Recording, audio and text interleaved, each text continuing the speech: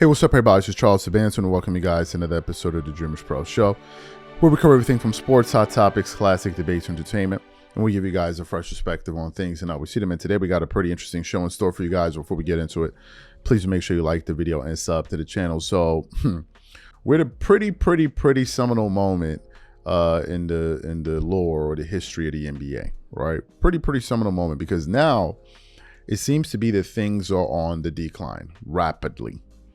There was a statistic that came out there that said the NBA has lost, I believe, half of its audience since 2013. That's insane. Like, that is insane when you think about just how long the NBA has been around. So it took them decades to build up an audience that essentially they lost half of in 1 decade. That is very alarming. But Adam Silver seems to think that everything is just fine and all of that.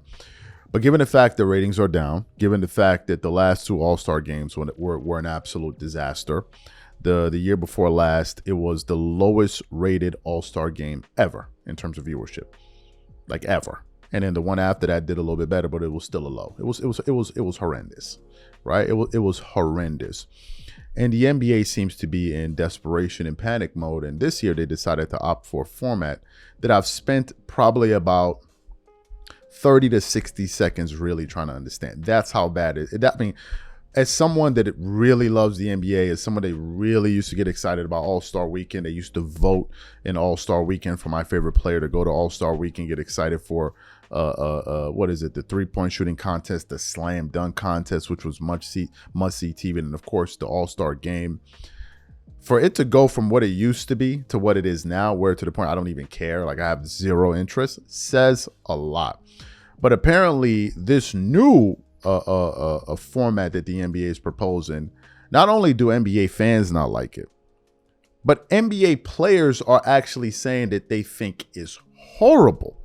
And they're coming out in droves to say it. And one of the players that really made a lot of headlines yesterday was Kevin Durant himself, who said that, look, I think this thing is terrible. So for those of you who didn't hear what KD had to say, want to play what he had to say for you now. It's only about a 30-second clip. So take a listen to what KD had to say. I'm going to come back and continue on the show. Take a listen to that there. The new All-Star game format?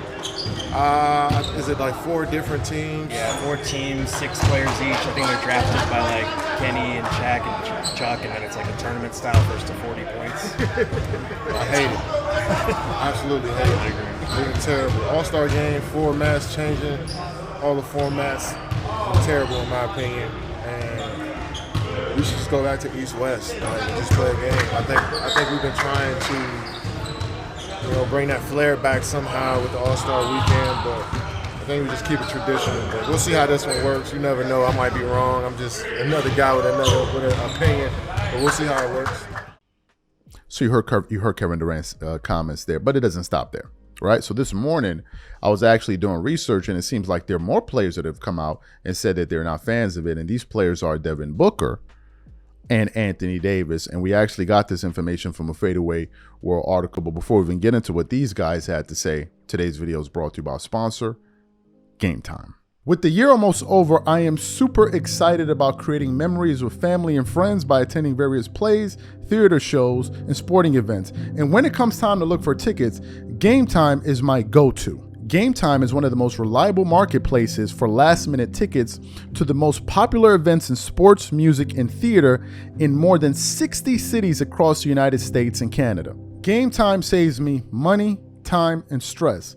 It finds the best deals and guarantees that the tickets are legit, and it makes sure that the tickets are delivered to me on time. Game Time Picks is my favorite tool. It cuts through the fluff and shows you the best deals on great seats near you so you don't waste time searching. For example, I'm really looking forward to this upcoming game between the Lakers and the Clippers. Here's what I like to do. First, I select an all-in price to see the total ticket price up front, so I'm not surprised by the additional fees at checkout. Next, I click on Game Time Picks to check out their curated deals. And finally, I pick the ticket I want. I choose the cheapest deal, the great deal, or the amazing deal. Once you select the ticket you want, you can use their panoramic seat view to ensure you know exactly what you're getting before you buy. So take the guesswork out of buying tickets with Game Time. Download the app, create an account, and use code CLNS for $20 off your first purchase. Again, create an account and use redeem code CLNS for $20 off. And remember, whenever you support this sponsor, you're supporting this channel. Thank you. So let me get into what this article had to say here. It has the following headline. It says, Anthony Davis and Devin Booker slam new all-star format. It continues on. The NBA announced sweeping changes to the format of the 2025 All-Star Game to increase competitiveness and give fans a more engaging product to watch after the last two All-Star Games were widely panned as two of the worst ever. Likely participants Anthony Davis and Devin Booker discussed the new format and weren't thrilled about it, with Davis saying most players don't like the format either. I don't know. I don't really like it. We'll see how it goes this year and see if they change that or not. I think they can go back to East versus West before teams and multiple games. I don't think a lot of players are going to like that personally, but we'll see. It then continued on. Booker expressed his desire to maintain the heritage of the classic All-Star Game. Its change is different. I'm more into nostalgia. I agree with Kev. I like the East versus West with your team, with your own team jersey. I like the old jerseys. It's whatever. It's tough.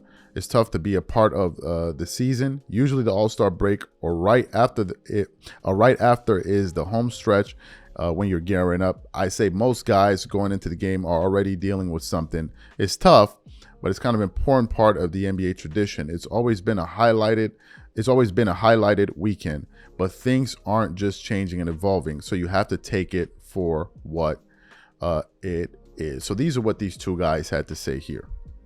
Okay. These are what these two guys had to say. If I am Adam Silver, I am horrified. I am horrified by these comments. Absolutely horrified.